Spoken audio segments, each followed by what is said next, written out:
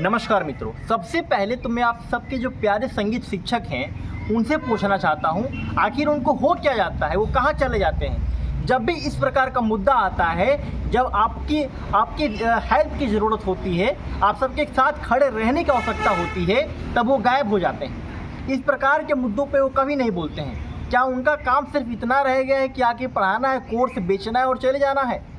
इससे पहले यूपी में बीएड एलटी ग्रेड में बीएड का मामला आया तो उसके लिए मैंने बोला था, कई वीडियो बनाया था, ग्रुप बनाया था, हम लोगों ने प्रयास किया था।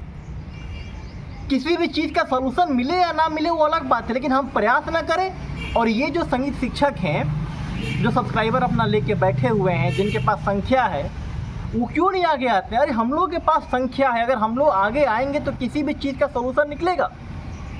फॉर्म को फिल करने में सिर्फ 2 दिन रह गया है और आज तक सलूशन नहीं मिला। इससे पहले जो मैंने वीडियो बनाया था, लमसम 7,500 विद्यार्थियों ने देखा उस वीडियो को। कई लोगों ने मेल किया, फ़ोन किया, लेकिन अभी तक कोई स्पष्ट उत्तर उधर से नहीं मिला है बिहार बोर्ड की तरफ से। 2 सॉल्यूशन है, दोनों सॉल्यूशन के बारे में बात करूंगा। लेकिन ये जो सॉल्यूशन है ना, ये कोई सॉल्यूशन नहीं है। ये एक वो चीज़ है कि नहीं हो रहा है, फील नहीं हो रहा है, तो कैसे भी करके फील कर देना है। ठीक है, उन दोनों चीज़ों के बारे में बताऊँगा। इसके अलावा एक व्हाट्सएप पे ग्रुप बनाया है, इसमें वही बड़ी बहन है, बड़ी भाई जुड़े हुए हैं जो प्रभाकर किए हुए हैं, विशारद किए हुए हैं, जिनको पासिंग ईयर फिल करने में दिक्कत हो रही है, नहीं ले रहा है। तो पूरा वीडियो देखिए, सारी चीज़ें समझिए और अंत में उस वीडियो को भी आपको, उस ग्रुप को भी आपको ज्वाइन करना है। ये समस्या इतनी बड़ी है कि आप इस बात को समझिए। अभी आपको लगता होगा कि स्टेट में वेरीफाई नहीं करता है, बीएसईबी कभी वेरीफाई नहीं करती है। मतलब पिछली बार ऐसा हुआ कि लोगों ने कुछ भी फिल किया और उनका एडमिट कार्ड भी आया, उन्होंने एग्ज़ाम भी दिया, एग्ज़ाम क्वालिफाई भी किया। लेकिन क्या इस बात की गारंटी है कि इस बार भी ये जो आप डॉक्यूमेंट फिल करेंगे उसको वेरिफिकेशन नहीं करेगा? इसकी कोई गारंटी नहीं है। तो क्या कर सकते हैं? 2 चीज़ें हैं, उसको बताऊंगा। लेकिन एक बात ज़रा आप कल्पना करिए, जो लोग नहीं बोल रहे हैं, मैं क्यों बोल रहा हूँ कि सारे संगीत शिक्षक को इस विषय में बोलना पड़ेगा। अगर इसमें तो चलिए वेरीफाई नहीं करता, लेकिन जब बीपीएससी टीआरई की वैकेंसी आएगी और उसमें आप फिल करेंगे, उसमें जो भी आप डिटेल फिल करते हैं, जो भी आप डॉक्यूमेंट फिल करते हैं, उसमें वाटर मार्क आता है, आपका पूरे फॉर्म का कॉपी उसमें उनके सामने रहता है। वेरिफिकेशन जब वो करते हैं उस टाइम आप क्या करेंगे? कैसे वेरिफिकेशन कराएंगे? अभी तो चलिए हो सकता है कि वो वेरीफाई ना करे तो आपका फॉर्म फिल हो जाए, आप सब कुछ कर दे, एग्जाम वगैरह दे दे, क्वालिफाई भी कर ले। बीपीएससी टीआरई में क्या करेंगे आप? उसीलिए सबको बोलना ज़रूरी है। और देखिए, आज ही मैं अपने क्लास कर रहा था और एक पॉलिसी के बारे में सर बता रहे थे कि 2 चीज़ें होती हैं। एक होता है टॉप टू बॉटम अप्रोच और एक होता है बॉटम टू अप अप्रोच। इसमें होता क्या है कि जब भी पॉलिसी बनती है तो एक इंडिविजुअल को, हर एक ग्रुप के लोगों को नहीं देखा जाता है। वही चीज़ें संगीत के साथ होती है, डांस के साथ होती है। कोई भी पॉलिसी बन गया, ये लोग समझते ही नहीं कि संगीत के विद्यार्थियों को क्या चाहिए, क्या एलिजिबिलिटी क्राइटेरिया है। अगर ये समझते, ये खुद का नोटिफिकेशन देखते तो बीएड कंपलसरी जो स्टार मार्क आ रहा है वो क्यों रहता? इनके खुद के नोटिफिकेशन में इन्होंने बोल रखा है कि ये बीएड नहीं लेंगे, कभी नहीं लेते हैं, नहीं लगता है संगीत शिक्षक में। लेकिन जब आप फॉर्म फिल कर रहे थे उस टाइम, मतलब पहले कुछ दिनों में, तो बीएड पे स्टार मार्क था, यानी वो कंपलसरी था, आपको फिल करना था। तो ये एक इंडिविजुअल को, हर एक कैटेगरी को ये कभी ध्यान ही नहीं देते। ये एक मुद्दा उठाने की बात है। समस्या सिर्फ स्टेट की नहीं है, आगे और समस्या आपको हो सकती है। और ये जो आपके प्यारे संगीत शिक्षक है, ये बस पढ़ाते हैं, आते हैं, चले जाते हैं, कहीं बोलते ही नहीं है। पता नहीं इनको कौन सा डर समाया होता है। मैं प्रयास कर रहा हूँ और इसी जिस विश्वविद्यालय में बैठा हूँ, ये वीडियो बना रहा हूँ, इसी विश्वविद्यालय में आने वाले समय में संगीत से बीएड शुरू होगा। आप देख लीजिएगा, समय लगेगा लेकिन शुरू होगा। प्रयास करने से होता है, लोगों से बात करने से होता है, ऑफिशियल से बात करने से होता है। इनको कुछ पढ़ा ही नहीं है। देखिए, आते हैं सॉल्यूशन पे। देखिए, 2 चीज़ें हैं। पहली बात कि क्या ऐसे अगर आप बिना मतलब का कुछ भी अलग तरीके से फॉर्म फिल कर देते हैं तो क्या आपका फॉर्म रिजेक्ट हो जाएगा? हो सकता है रिजेक्ट, पहले ही बता रहा हूँ। क्यों? देखिए, पिछले बार तो रिजेक्ट नहीं हुआ था, जो पिछला स्टेट आया था। लेकिन क्या इस बार भी ये वेरीफाई नहीं करेंगे? इसका कोई गारंटी नहीं है। लेकिन अब चूँकि लास्ट डेट 27 है और एक भाई ने मुझे कॉल किया था कि सर आप ग्रुप वगैरह बनाइए तो हम लोग बिहार बोर्ड पटना तक जाते हैं।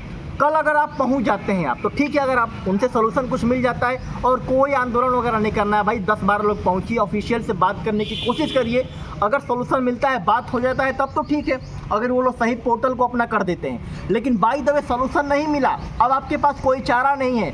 फॉर्म नहीं फिल करेंगे तब भी कुछ नहीं होने वाला है। अगर आप फॉर्म फिल करते हैं तो क्या कर सकते हैं, देखिए 2 चीज़ें हैं। एक तो वो भाई हैं जिन्होंने सिर्फ प्रभाकर किया है, ग्रेजुएशन किसी भी विषय से नहीं किया है। एक वो भाई हैं जिन्होंने ग्रेजुएशन किसी विषय से किया है लेकिन प्रभाकर भी किया है।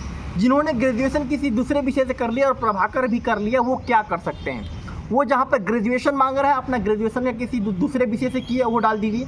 जहाँ पे एनी अदर डॉक्यूमेंट्स मांग रहा है वहाँ पर आप अपना प्रभाकर वाला डाल दीजिए।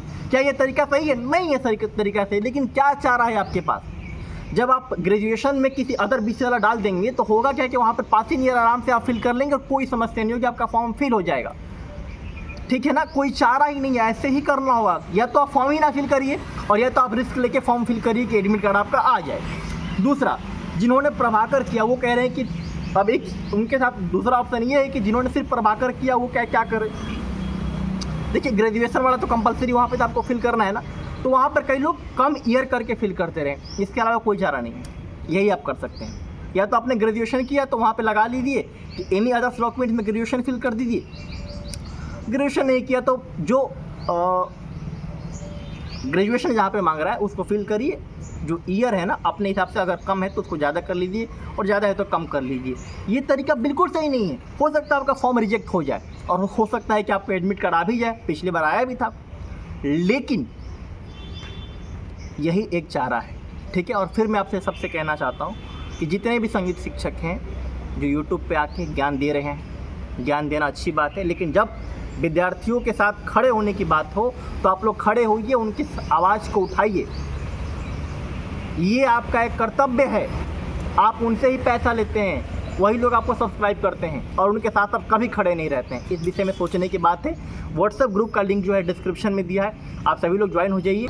इसके अलावा जो बिहार बोर्ड है वो जो एलिजिबिलिटी क्राइटेरिया दे रही है, अगर वो प्रभाकर और विशारद की बेसिस से पिछले समय से नौकरी देते आई है तो उसको समझना चाहिए। वो प्रयाग संगीत समिति से बात करे तब उसको समझ में आएगा कि जैसे आपको ग्रेजुएशन करना है तो आपको 12th पास होना चाहिए, 12th करना है तो 10th पास होना चाहिए, लेकिन प्रभाकर करने के लिए कोई एलिजिबिलिटी नहीं होती है।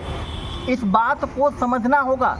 जब एलिजिबिलिटी ही नहीं है, 10th के बच्चे भी कर सकते हैं, 12th वाले बच्चे भी कर सकते हैं, जो 6th क्लास में पढ़ता है, 7th क्लास में पढ़ता है वो भी प्रभाकर कर सकता है।